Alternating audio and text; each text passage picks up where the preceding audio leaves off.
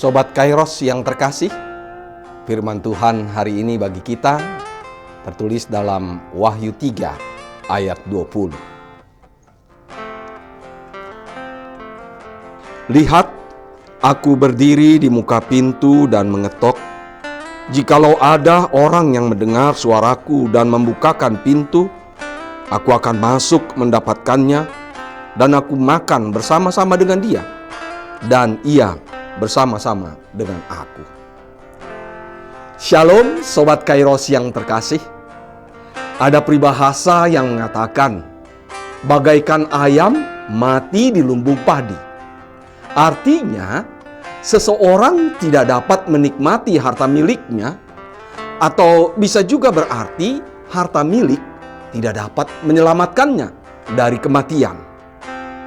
Namun demikian, masih banyak orang kaya yang begitu bangga dengan harta miliknya yang melimpah.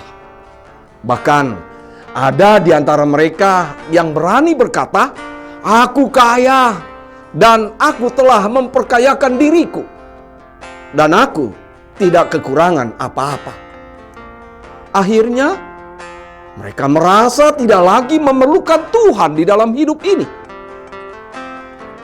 Situasi dan kondisi seperti itulah yang harus dituliskan Yohanes kepada malaikat jemaat di Laodikia menurut penglihatannya di Pulau Patmos dalam Wahyu 3 ayat 17 sampai dengan 18. Justru itulah mereka dan kita saat ini dinasihati untuk membeli dari Tuhan emas murni, pakaian putih dan minyak yang baik untuk melumaskan mata.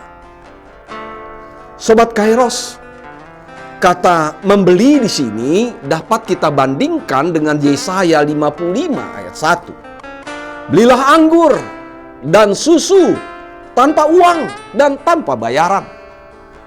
Artinya, membeli dengan gratis. Kita hanya tinggal menerima emas yang murni dari Tuhan, yaitu harta rohani yang murni, yang tidak dapat musnah. Menerima pakaian putih dari Tuhan, yang menjadi simbol dari keampunan dosa dan kehidupan yang suci.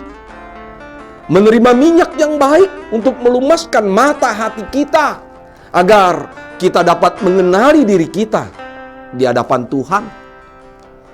Selain itu, Tuhan Yesus berkata, "Lihat, aku berdiri di muka pintu dan mengetok. Jikalau ada orang yang mendengar suaraku dan membukakan pintu, aku akan masuk mendapatkannya dan aku makan bersama-sama dengan dia dan ia bersama-sama dengan aku." Tuhan bukan sekedar berkata, tetapi juga mau datang dan berkarya.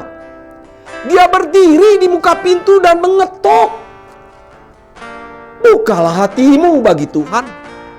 Hanya itu yang harus Anda lakukan. Janganlah takut dan janganlah ragu. Apalagi setelah Anda mendengar dan mengenali suaranya dalam kerendahan hati dan penyangkalan diri.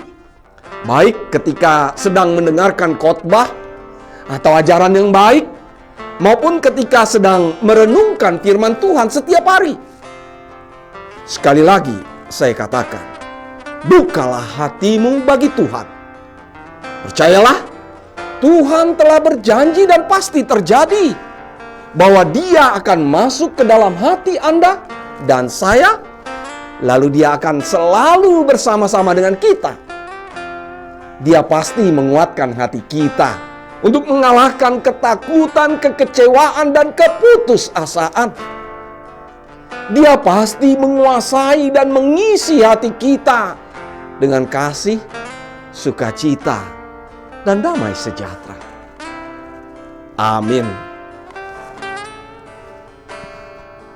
Selamat beraktivitas Sobat Kairos. Tuhan Yesus memberkati.